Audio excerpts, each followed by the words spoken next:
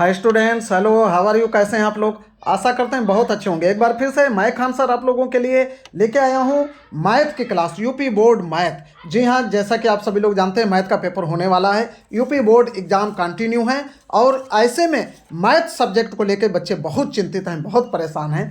तो मैं उनके लिए एक ऐसा क्वेश्चन लेके आने आया हूँ आपकी अपनी क्लास में, जिसके माध्यम से आपको धीरे धीरे मैथ का पेपर होने तक आपको इतने इंपॉर्टेंट मैथ के क्वेश्चन मैं बताऊंगा जो आपके एग्जाम में बिल्कुल आने वाले हैं। तो बगैर स्किप किए पूरा वीडियो जरूर देखें और अधिक से अधिक कमेंट करें, शेयर करें और लाइक भी करें तथा चैनल को सब्सक्राइब जरूर करें। तो चलिए हम बात करेंगे। सबसे पहले क्वेश्चन क्या है, देखिए बहुत इंपॉर्टेंट क्वेश्चन है, ध्यान से देखिए।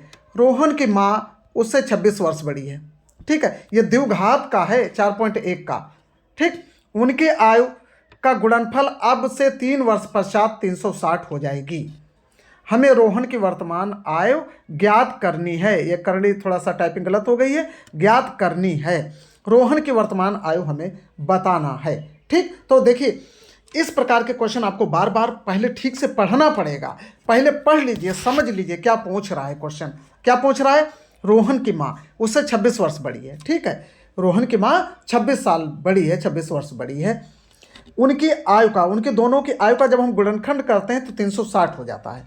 तो रोहन की वर्तमान आयु पता करनी है, ठीक। तो चलिए सबसे पहले मान लेते हैं। माना रोहन की वर्तमान आयु x वर्ष, रोहन की वर्तमान आयु x वर्ष। अब रोहन की माँ की आयु x प्लस 26 वर्ष, क्योंकि 26 वर्ष बड़ी है तो x में हम 26 रोहन की आयु में उसकी माता की आयु प्लस कर देंगे, वो उसकी माँ की आयु हो जाएगी, ठीक। अब देखिए चलो थोड़ा सा आगे बढ़ाते हैं। अब 3 वर्ष पश्चात, 3 वर्ष पश्चात रोहन की आयु क्या होगी? अभी है x वर्ष, जैसा कि हमने माना है। 3 वर्ष पश्चात मतलब 3 वर्ष के बाद कितने साल का हो जाएगा? तो 3 हमको प्लस कर देना है, मतलब x प्लस 3 वर्ष, ठीक। अब 3 वर्ष पश्चात उसकी माँ की आयु कितनी हो जाएगी? तो x प्लस 26 पहले से है, 3 इसमें भी हम प्लस कर देंगे, तो x प्लस 26 प्लस 3, ठीक। ये हो गई इसकी माँ की आयु। अब इसको 26 प्लस 3 जोड़ेंगे तो x प्लस 29 वर्ष, ये हो गई उसकी माँ की आयु, ठीक। अब दोनों की आयु मतलब माँ की आयु और बेटे की आयु, दोनों की आयु का जब हम गुणा करते हैं, गुणनफल निकालते हैं तो कितना होता है? 360। तो अब इसी को हमको दो बराबर के दोनों साइडों में दोनों को रख देना है, ठीक। चलो अब थोड़ा सा आगे बढ़ाते हैं। हाँ, आप स्क्रीनशॉट ले सकते हैं, वीडियो को कई बार देख सकते हैं।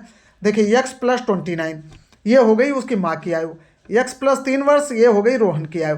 अब दोनों का गुणा करेंगे, दोनों का गुणा करेंगे तो होता है 360 वर्ष, ठीक। अब चलिए दोनों का गुणा करते हैं। अब x, इस x और इस x का गुणा करेंगे तो x स्क्वायर, फिर x और 3 का गुणा x और, या फिर 29 और x का गुणा 29x, ऐसे हो गया। अब x और 3 का गुणा 3x, अब 29 और 3 का गुणा 87, ठीक, बराबर 360। अब इसको आगे फिर हल करिए।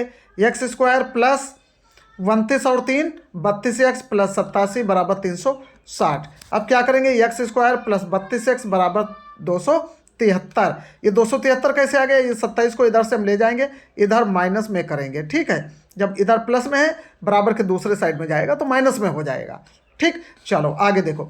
अब एक्स स्क्वायर प्लस 32x, अब 273 को बराबर के बाएं साइड में ले आते हैं तो माइनस, इधर प्लस में है, माइनस 273 बराबर 0, ठीक। द्विघात समीकरण बन गया। चलो आगे देखो। आगे इसको हम द्विघात समीकरण के तरीके से हल कर देंगे, मतलब कॉमन लेंगे, इसके टुकड़े करेंगे। X square plus 39x minus 7x minus 273। कहने का मतलब है 39 और 7 की जब हम गुणा करेंगे तो 273 हो, और 39 और 7 को जब हम माइनस करेंगे तो 29 आए, ठीक। चलो बराबर 0। अब x square plus 39x minus 7x minus 273 बराबर 0, इतना हो गया। अब कॉमन लेंगे दो दो पदों में, पहले हम इसमें कॉमन लेंगे, तो इसमें हमने कॉमन ले लिया x, तो क्या बचा? x प्लस 39, इसमें कॉमन हो गया माइनस 7, तो इधर क्या बचा? x प्लस 39, इधर भी बचा।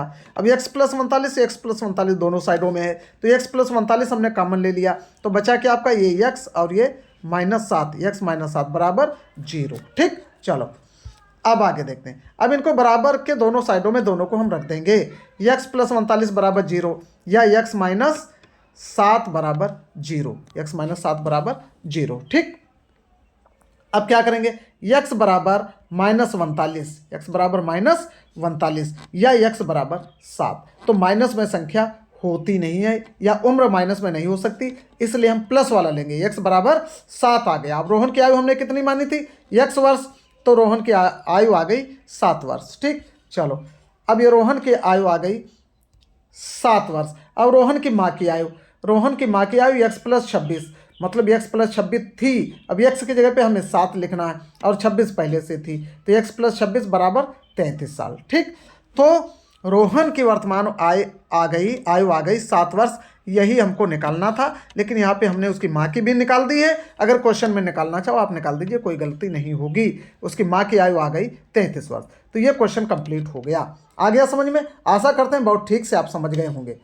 चलिए ठीक है, आज का वीडियो यहीं पे ख़त्म करते हैं। आज की क्लास यहीं पे एक क्वेश्चन पे ख़त्म करते हैं, या फिर एक क्वेश्चन और बता दें आपको। चलो एक क्वेश्चन और बताते हैं, एक क्वेश्चन और ले लेते हैं। रेलगाड़ी, बहुत इंपॉर्टेंट क्वेश्चन ये भी होने वाला है। एक रेलगाड़ी 480 किलोमीटर की दूरी, ये चलिए ज़्यादा हो जाएगा, इसको नेक्स्ट क्लास में या नेक्स्ट वीडियो में हम बताएंगे आपसे। तब तक के लिए यहीं तक रखते हैं, ये यहीं पे ख़त्म करते हैं, क्योंकि आप इसको अच्छे से रिवाइज करिए, अच्छे से पढ़िए और समझ लीजिए। अगला क्लास, अगला वीडियो हम फिर से लेके आएंगे आपके लिए। तब तक के लिए थैंक्स फॉर वॉचिंग। चैनल को सब्सक्राइब जरूर करते जाइए। धन्यवाद।